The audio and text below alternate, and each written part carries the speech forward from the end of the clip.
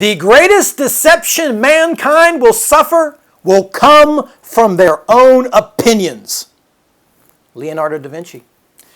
If you were reminded of anything this week, it's that there is no shortage of people out there who have an opinion, and they're more than happy to share that opinion with you. It seems like everybody is always trying to tell you what you're supposed to be doing with your life, how you're supposed to live your life, what you're supposed to believe in, how you're supposed to react to certain things around you. And if you don't do it that way, then shame on you. You must have a problem. Now, it's okay to have an opinion and be opinionated. It's okay to express your feelings and be passionate about things that you believe in. But the mistakes we make sometimes when it comes to opinions is rather than express our opinion, we preach our opinions. We kind of force them on people, and we want them to think and feel and believe the same things that we do, which is, it's dangerous and it's very difficult to do because it's almost impossible, because just by nature, we are all created differently and think differently about the way we view things. But again, people try to force these opinions on you. Now, I like to think that I'm open-minded, and if there's something that I'm passionate about or I disagree, or you have a certain opinion that maybe I clash with, I feel that I'm advanced enough in my species here that I'll listen. I'll listen to what someone else has to say and make a compelling argument. Make something, tell me something. Tell me your side. Let me see it from your side, because I'd like to know. But the purpose of this whole thing is, no matter where you go in your life and the challenges that you face, you will always have people who disagree with your opinions. You can't make everybody happy, but you're always going to have people that are opinionated. And unfortunately, those opinions are not always going to agree with who you are. When I was younger, going on a younger man's clothes, many moons ago, I was born in this really, really small town. There was like 500 people there, including livestock. And growing up, there was only two things that were ever expected of you when you were born there. And that was, you were either going to join the Army when you got out of high school, or you were going to work in one of the two factories, which was Westinghouse or the coal mines. So when you're growing up as a little kid and you have those little kid dreams, you're like, I'm going to be an astronaut. I'm going to do all this. I'm going to go on Mars. The teachers and everybody were like, no, nobody does that here. Nobody goes anywhere here. You're going to work in the factory. That's your destiny, because you were born here, and that's the cards, the hand that life had dealt you. As I get a little bit older and you start to learn a little bit more, we didn't have the internet then, of course, but my grandmother had this big stack of Encyclopedia Britannicas, and they had all pictures in them of like the Arctic and mountains and animals. And I fell in love with these books. I would flip through them, relentlessly, almost every day, reading about all of these different places around the world. And I just became fascinated with the globe, countries, other cultures. And I said, this is what I want to do. That's my opinion. My opinion is, and my belief is, this is what I want to do. Of course, my inner circle wasn't really kind to that. And they're like, no, that's not what we do. That takes money. Or there was always somebody had an opinion. Because they never did it, they had an opinion on why it wasn't possible, right? They always had a reason why it couldn't be done, or people from my area don't do that kind of stuff. So anyway, to make a long story short, by the time I graduate from high school, I don't have a whole lot of options. I don't have any money, so the choice is made for me. I end up working in one of these factories for about 6 months. It turns out to be the worst job still to this day that I ever had. It was dirty. It was dark in there. You had coal dust all over you, metal. You just came out covered in soot. And you just breathed this stuff in all day, these dirty chemicals. And there were guys I was working with back at the time. They were like in their late 30s, 40s. And they're like, this is the best game in town. You stay here, you work, your life is going to be good. And I thought, there is no way in hell I'm going to sit here and work. Nothing against you. If this is your life and you're cool with it, then do it. Fine. I'm not judging anyone. But for me, my opinion is this is not where I belong as a person.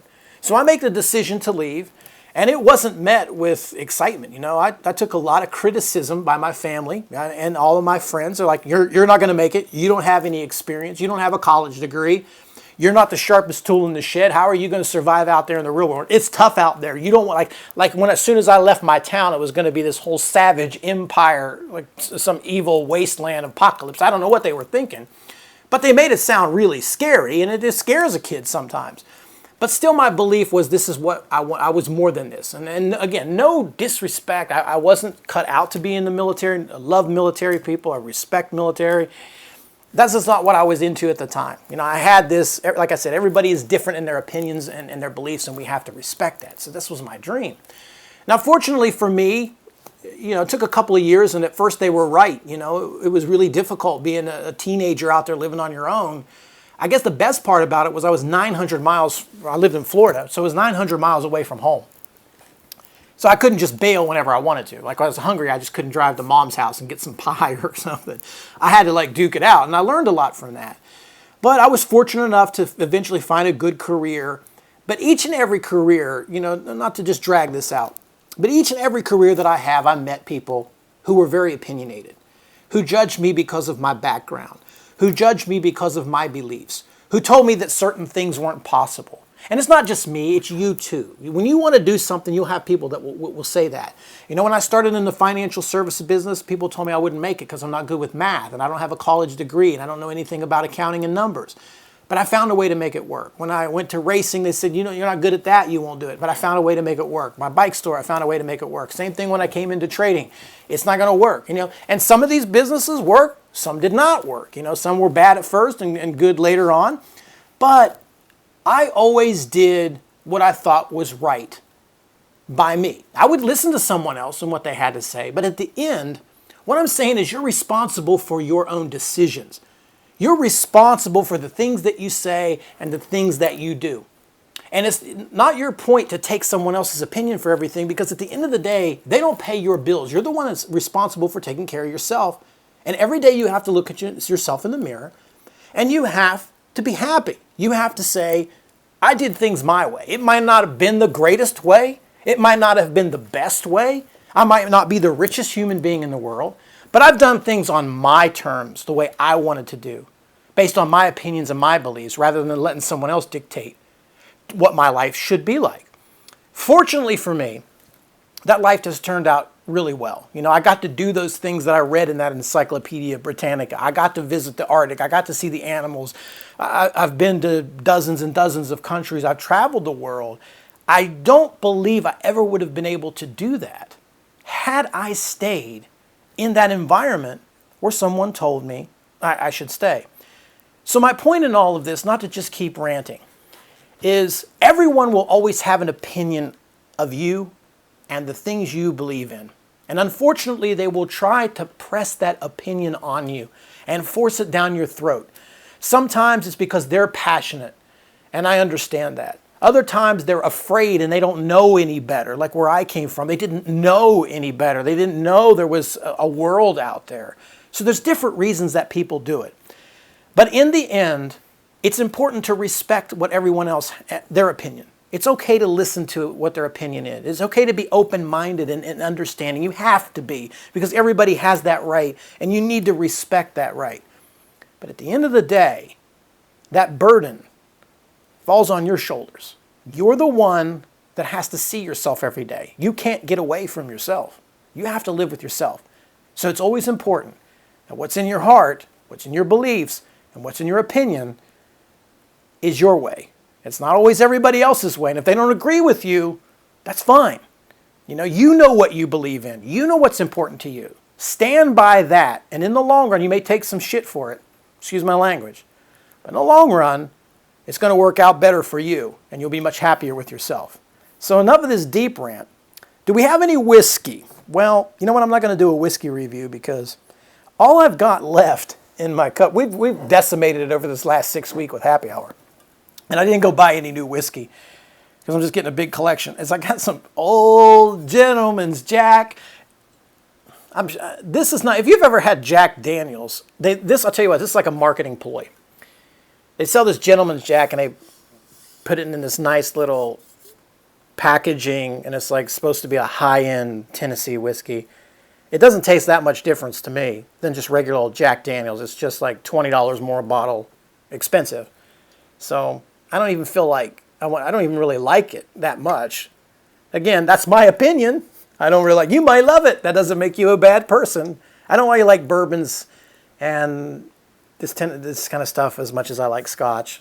That's my opinion. So I went back to my old friend here while I was doing this. The good old Jura. And we'll drink a little Jura as we talk about stocks here. Now this is going to be a good week because we're going to continue to build on some of the stuff we just talked about. Because we're going to start out here with looking at the market. And this is another thing about opinions and beliefs and all this good stuff is that I want to go back 6 months ago. If you look at the chart here on the SPY, you go back 6 months ago, if you can remember, it was all about Brexit. Brexit is bad. Nobody in their right mind will vote for Brexit. They will not leave the union. That would be disaster. The market will be punished. We will all go broke. Fear, building that fear. So nobody thought that was going to be the scenario. Well, it turned out to be the scenario. Brexit does pass. They do leave, and the market really takes a sharp hit. But then 3 or 4 days later, you get this big, sharp rally. Look at it right there in June. You get this big, sharp rally, and it's like 1 week later, it's as if that event never happened. So it didn't matter whether Brexit passed or not. The end result was the same. You fast forward to now, and you look at the chart, what was the word? It was going to be a Democratic president. No way does a Republican win. No way, right? If they do, the world will come to an end. Now, I'm not going to say, this is not a political rant, but again, it was sort of the same thing, is that somehow the market finds its way back. And as I'm doing this, we are back up to where we were before the whole thing started. So regardless of who would have gotten elected, the market would probably still be trading right where it's at. So what am I trying to say as I tie this all into opinions and everything else? It doesn't really matter. Somehow the market always does what the market always wants to do. It finds a way to survive. It finds a way. That's just who we are as people as well, right? We take adversity and we come back from it. We find a way to fight through it. And that's just what we do. And it seems that the harder the times, the tougher we become as people. So here we are. Now, I can't say in the future, are we going to go down from here? Are we going to go up? I don't know. I don't know if this is going to be a Brexit move where we make new highs. Are we going to try to challenge that 219? I don't think so, but it may happen.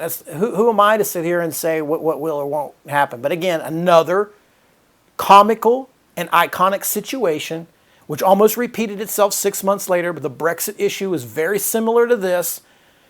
The scenario that they didn't want happened. You got the initial panic, and then back in business here a couple days later, as if nothing ever happened. So all of that worry, all of that neurosis or whatever you want to call it, was a waste. Everything just ended right back up. Now, we do have some good stocks I want to look at because obviously, again, not to make this political, but it's just business. It was obvious that, the Democrats were, their platform was healthcare. They were on biotech stocks. They wanted to control drug prices, healthcare, all that kind of stuff. So that was a negative for those companies. Well, now that the handcuffs are off, then it's back to business as usual. So a lot of these things had run. And we were fortunate enough to catch a few of those bounces. But now I think maybe after the 3 days, it's like, okay, you've gone further than you were before. So maybe we're starting to look at some shorts. One is rare. This thing is up a lot. I mean, you're going to see a lot of charts that look like this just from a couple of days ago, from 52 to 82. It's a big move on rare. You've got this HQY. And look at the daily chart on this HQY. And this is just a monster. 3 straight days on this one. 31 to 40. It's a real big move there. I mean, you're going to see a lot of these. They all kind of look the same. Ions, another biotech, IONS. I mean, they're just all the same. This thing was from 27 to 41. And SNHY. Look at this SNHY. So I just kind of breezed through these because honestly, I want to short all of these. All of these. Because they all have really nice parabolics.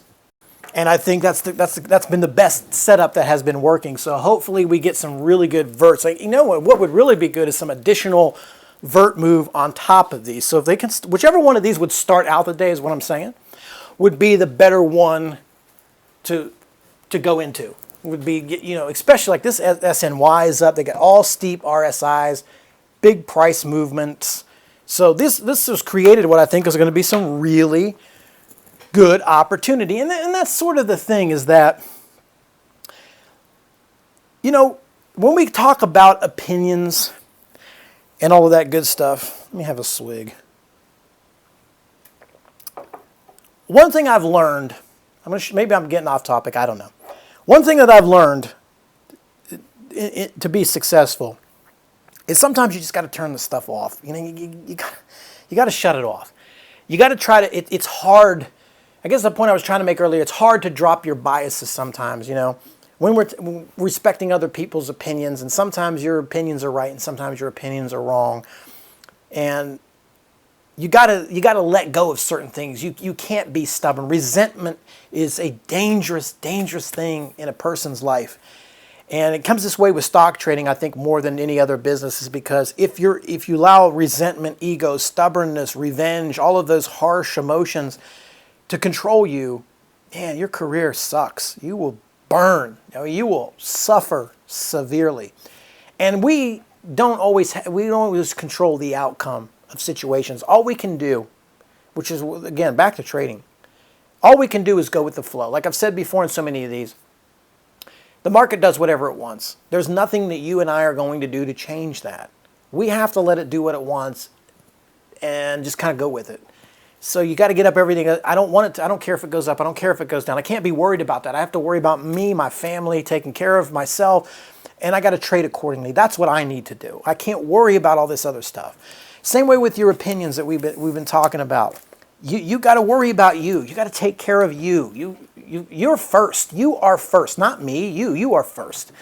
You have to take your own opinions and say, I have to take care of me. I have to take care of my family. I have to be true to myself. This is what I have to do. I can't control this. I can't get angry about that. I can't force that. I can't argue about that because I can't control that. I can't change that person's mind. I know who I am. I'm comfortable with who I am. And I believe who I am. And I have to live with that. And sometimes it's a hard thing to do, but trust me, as I said in the beginning, in the long run, you'll be thankful that that's the kind of character standards that you had set for yourself. And that's just my opinion. So anyway, you guys have yourselves a great, great week. For, you know, as I always say, you need some help trading, you know how to get in touch with us. We have a free trial to the trade room. It was another good week, an exhausting week, but yet a very, very good week. Hope some of these tips helped you. As always, visit thelincolnlist.com. Thanks for watching. Enjoy yourself. Till next time, cheers.